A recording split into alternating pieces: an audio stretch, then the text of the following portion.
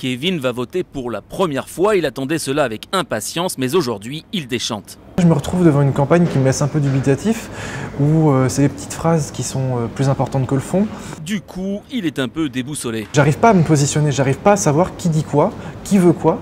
On a l'impression juste de voir des personnages, plus que des personnalités politiques. Et visiblement, il n'est pas le seul à le penser. Alors, la campagne serait-elle trop éloignée de la réalité? Donc, je pense qu'il y a un décalage énorme entre ce que vivent les gens au quotidien et ce que pensent, du moins, la façon dont raisonnent les hommes politiques dans leur quotidien. Les discours sont beaucoup trop axés sur les peurs, pas suffisamment sur les opportunités extraordinaires qui sont en face de nous. Car pour cette nouvelle génération de travailleurs mobiles et indépendants, les coworkers, appelés aussi parfois les Y ou les slashers pour les plus branchés, la société ne peut plus avancer sans une plus grande implication des citoyens. Déçus de la politique, oui, mais pas question de la rejeter, au contraire. Finalement, la politique de demain, elle sera beaucoup plus collaborative.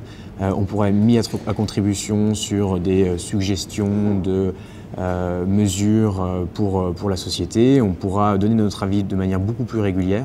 Alors qu'un fort taux d'abstention est annoncé le 22 avril prochain, la majorité des jeunes rencontrés ce jour-là ont affirmé qu'ils voteront, mais sans trop y croire.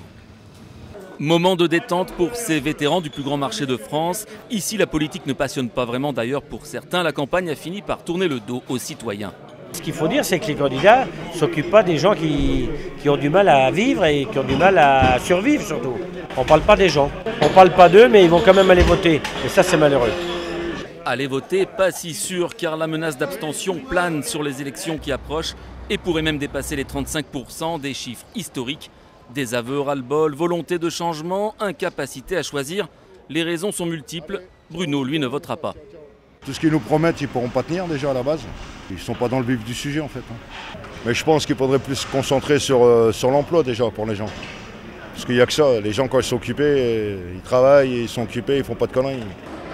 Travail, emploi, cet autre vendeur est du même avis, mais aussi avec un sentiment dans le fond un peu plus fataliste.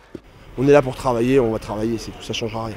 Je pense que je dirai pas n'importe quel candidat qu'on pourra avoir, nous, ça changera rien. Tous les matins, il faudra se lever, il faudra aller au boulot, et puis voilà, c'est tout, c'est pas grave. C'est pas grave, voilà, tout simplement. Bref, à Rungis, les présidentielles n'ont pas la cote. Le marché international emploie tout de même 12 000 personnes en permanence. Et comme les candidats le savent certainement, chaque voix compte. Chez Albert et Jojo, on vient surtout pour l'un des meilleurs thés de Paris. Alors la politique, même à quelques jours du premier tour, bof.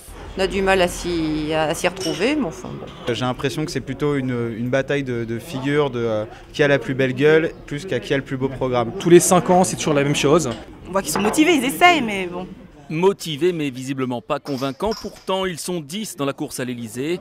Pour certains, les électeurs sont peut-être un peu trop difficiles. Les programmes sont là, les candidats sont là, il y en a beaucoup, il y a toutes les nuances politiques, donc il n'y a pas de raison de ne pas trouver son bonheur et de ne pas s'intéresser un peu plus. Un peu plus, certes, mais dans cette campagne, il manque peut-être l'essentiel. Moi, j'aurais voulu avoir un débat entre les candidats, à la limite tous les candidats, qu'il y ait un gros débat, que chacun puisse s'exprimer, qu'ils puissent se renvoyer un petit peu leurs arguments. Cette dame ira voter malgré tout. Josepha et Camille aussi. Lycéennes, ce sera leur grande première, mais visiblement, elles sont déjà très lucides. Je trouve ça intéressant de voir comment les candidats essayent de se mettre en avant par rapport aux autres et comment ils font pour que les gens puissent suivre leurs idées. Je les trouve assez indécis, j'ai l'impression que leurs propositions ne tiennent pas vraiment la route, peut-être qu'elles ne prennent pas assez en compte l'avis du peuple. Le peuple qui justement s'exprimera dimanche prochain. 45 millions d'électeurs sont appelés aux urnes.